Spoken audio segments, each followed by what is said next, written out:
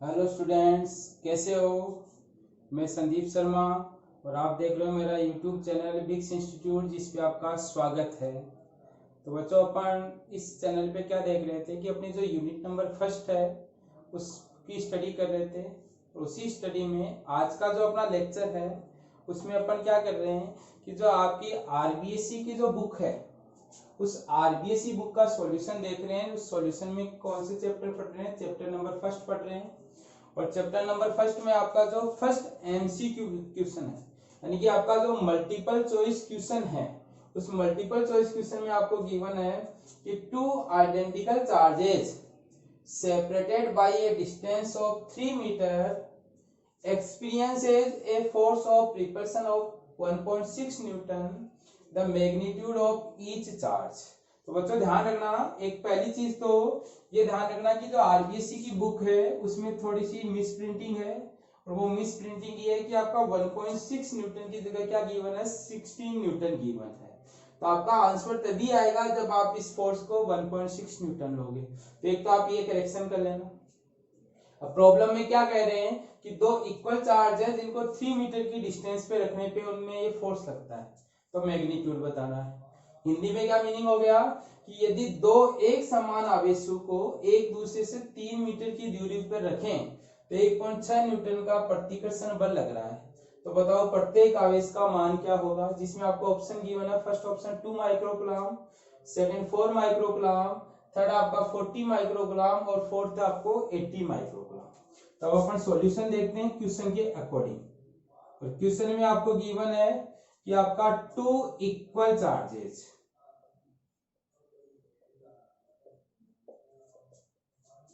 और two equal charges का meaning दो एक समान आवेश।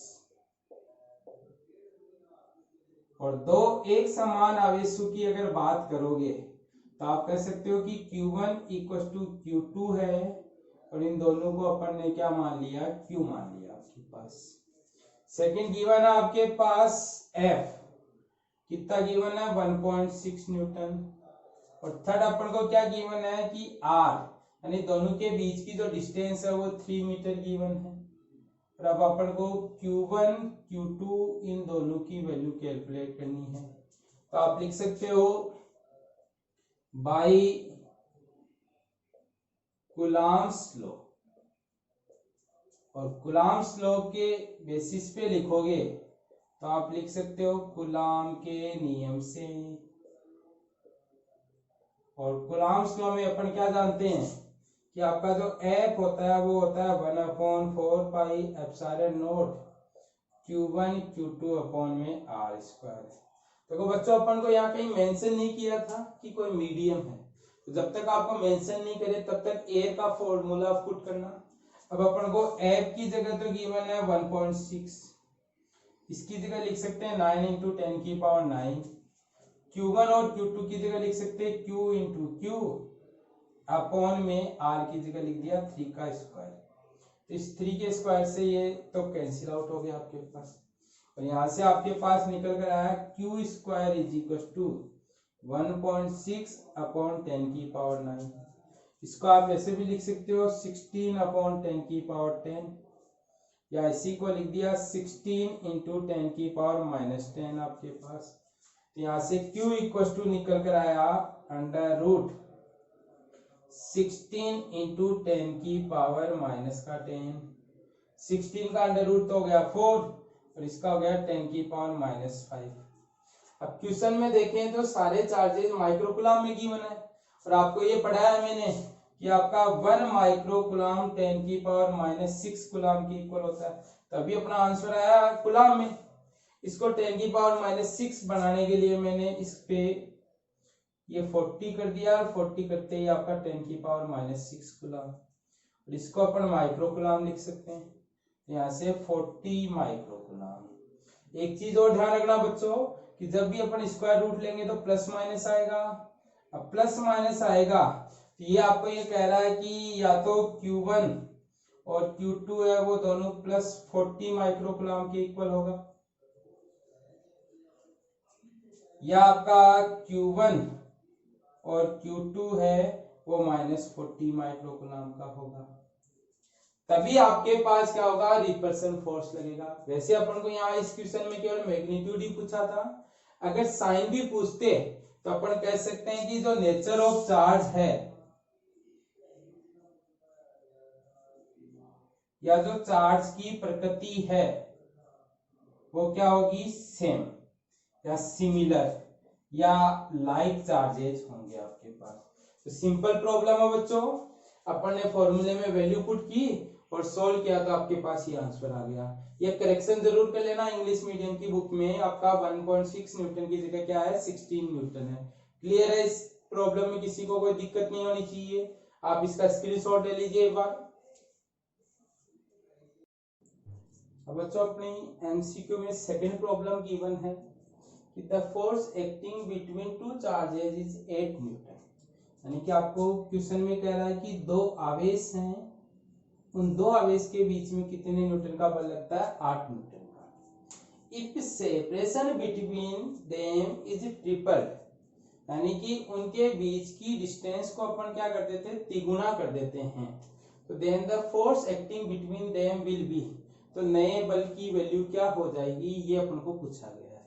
ये ऑप्शन गिवन है, फर्स्ट ऑप्शन है F, सेकंड में F/3, थर्ड में F/9 और फोर्थ में F/27। तो देखो गिवन क्वेश्चन को पहले तो केयरफुली पढ़ना, और पढ़ने के बाद में अगर अपन देखें तो इस क्वेश्चन में अपन को केवल डिस्टेंस में चेंज कर रहा है, अपना चार्जेस है उनके बारे में कोई नॉलेज नहीं दिया। तो अगर अपन ये कहें कि फर्स्ट चार्ज अगर Q1 और सेकंड चार्ज आपका Q2 हो, तो आपका ये फर्स्ट केस है, केस फर्स्ट। इस केस फर्स्ट में गिवन है कि आपके पास इनके बीच की जो डिस्टेंस है वो कितनी कंसीडर कर ली अपन ने, R। तो अपन को कहा कि F अगर इनके बीच में फोर्स लगे तो K Q1 Q2 अपॉन में R स्क्वायर है, वो आपको गिवन है 8 न्यूटन का। ये फर्स्ट केस गिवन था आपका। अब सेकंड केस में ये कहा कि इनके डिस्टेंस को ट्रिपल कर दिया, तो आप यहां से जनरली क्या जानते हो कि F डायरेक्टली प्रोपोर्शनल 1/r², या आपका F इनवर्सली प्रोपोर्शनल r² लिख सकते हो आपके पास। तो ये अपन जानते हैं भाई कूलम्ब्स लॉ।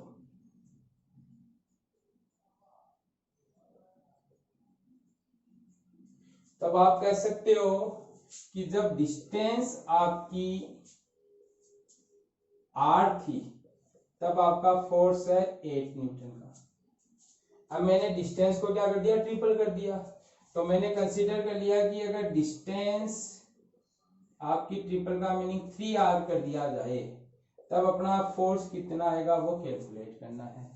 इसके अकॉर्डिंग आप लिख सकते हो कि आपका F1 upon F2 is equal to R2 upon में R1, यानी इससे आप ये लिख सकते हो। अब F1 का मीनिंग फर्स्ट केस का मीनिंग आपको F गिवन है, सेकंड केस में अपन ने F डैश मान लिया इसको। अब आपके पास R2 का मीनिंग सेकंड केस में डिस्टेंस, और सेकंड केस में डिस्टेंस कितनी गिवन है, 3r, और R1 यानी कि फर्स्ट केस की डिस्टेंस R। अब आपने इसका क्या कर दिया, स्क्वायर कर दो, आपका कंबाइंड में स्क्वायर आएगा तो आपने इसका स्क्वायर कर दिया। R से R तो कैंसिल आउट हो गया, और यहाँ से आपका ये हो गया 20, 3 का स्क्वायर कितना हो गया, 9 हो गया आपके पास।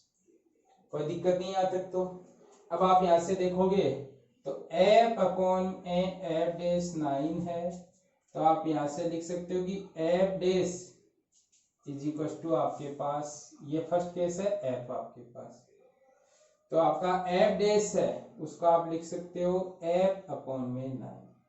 एक बार दोबारा से समझ लो, आपको ये गिवन था कि जब आपके पास कोई दो चार्जेस हैं, जब r डिस्टेंस पे है तब तो उनके बीच में फोर्स लगता है 8 न्यूटन का। अब कह रहा है कि सेपरेशन को ट्रिपल कर दिया जाए तो नया फोर्स कितना लगेगा। तो नया फोर्स निकालने के लिए आप इसको 8/9 लिख सकते हो या F/9 लिख सकते हो। अभी ऑप्शन में अपन को F/9 गिवन है, तो आप कह सकते हो कि इसमें कौन सा ऑप्शन सही हो जाएगा, आपका second option, third option C सही हो जाएगा। अब आपको ध्यान रखना है कि जब भी आपका वेन चार्जेज क्या हो, कांस्टेंट हो, यानी आवेश को अपन नियत रख लें, तब आपके पास ये वाला फॉर्मूला अप्लाई करना है। तो जब भी आपको किसी भी क्वेश्चन में अगर ऐसा कोई आ जाए कि डिस्टेंस चेंज हो रही है, तब आप डायरेक्टली ये वाला फॉर्मूला क्या कर सकते हो, अप्लाई कर सकते हो। क्लियर है बच्चों, किसी को कोई प्रॉब्लम नहीं होनी चाहिए। तो बच्चों ये दो प्रॉब्लम थी जो अपन ने इस क्लास में डिस्कस की है। अगली क्लास में अपन क्या करेंगे, नेक्स्ट 2 प्रॉब्लम को डिस्कस करेंगे। तो इस तरीके से अपन क्या करेंगे, 1 बाय 1 इन प्रॉब्लम को डिस्कस करते जाएंगे। किसी स्टूडेंट को अगर किसी सॉल्यूशन में कोई प्रॉब्लम हो तो वो कमेंट सेक्शन में कमेंट करके पूछ लेना, या व्हाट्सएप नंबर पे पूछ लेना आपके पास। पर आपको मन में किसी भी प्रॉब्लम को डाउट में नहीं रखना है बच्चों। क्लियर है? मेरे चैनल को सब्सक्राइब करना ना भूलें, और इसी के साथ साथ आप वीडियो को देखने के बाद में प्लीज वीडियो को लाइक जरूर कीजिए और उसके साथ कमेंट भी कीजिए। Thank you.